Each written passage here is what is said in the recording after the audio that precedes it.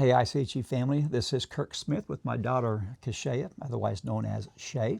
And she has 2 kids, and they're still about 3 years away from actually starting homeschool, but they are discipling right now. So, Kashaya, we had a few minutes today. You want to share things, especially for your peers. You're in your 30s now. You're in the midst of the lion's den with all the kids. What would you share as a word of encouragement to kids your age? I think for me, what I've seen so much with, I'm on the tail end of the millennial generation, and so much of us are on social media, both seeing what our friends are up to, but also getting our information from that. Most people nowadays, or younger ones, are getting all their information exclusively from social media. We're not doing a lot of Wikipedia searches. We're not doing books as much anymore. Conferences, doing podcasts, but so much is on social media. If I have something I'm wanting to look up, a recipe, something related to child training, I go to social media, Instagram, Facebook. I know younger ones even go to TikTok. And while that is good, there are a couple of things I would like to remind my generation to keep in mind when they're searching out things on social media. One, the people you are following, they are human. They are fallible. They are sinful. They might have good thoughts to share, but they are still sinful. Second, I would say on social media, we all post the best aspects of our lives. We don't post when our kids are screaming. We don't post when we have a blowout diaper. We don't post when the house is a wreck with toys and we've got to get a meal on the table. We only post the best aspects ourselves. With that, we do not know what people's private lives are like. I have known people to follow some, they'll tell me, oh, I'm following so-and-so on Instagram. They said this amazing thing. And I'm like, their private life is a disaster. Their kids are in rebellion, or they may be, I've known several to be divorced, or their marriage is on the rocks. No one knows what the private life is like. And Scripture says to judge a tree by its fruits. We don't know what the fruits are like with people on social media. We just see the best. And with that, I actually just read my devotions today in Psalm 52. The context was the righteous versus wickedness.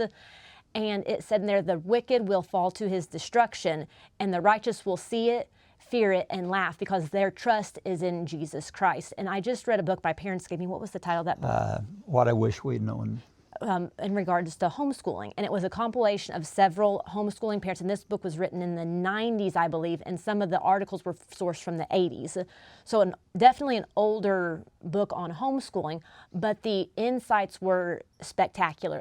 Some of it was practical, like setting a schedule, what works best for different families. But the theme of the entire book, and what every single parent iterated at the end, was it's all about Jesus. We homeschool for Jesus.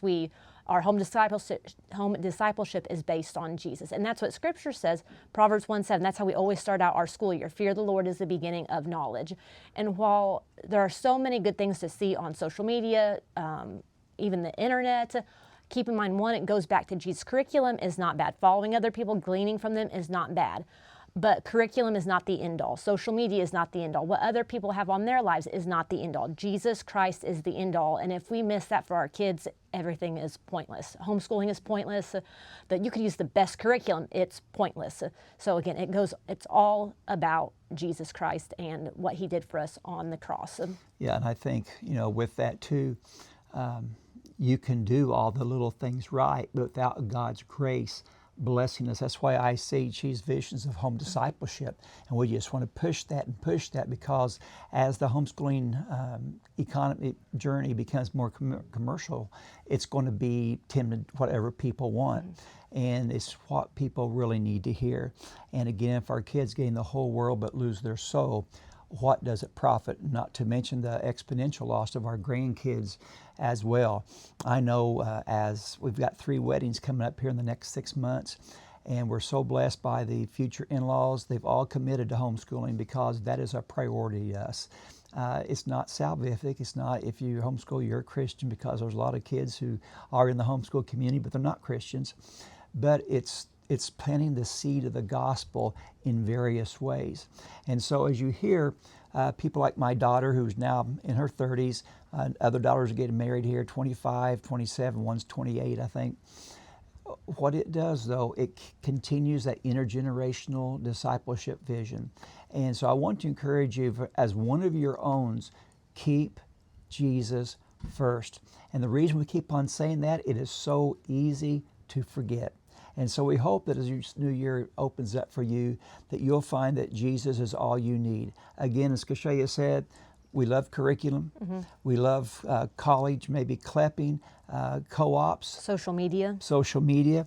But the key to all is Jesus. So have a great week, and hope this is beneficial for you. This is Kirk and my daughter Kashaya wishing you a great, happy new year.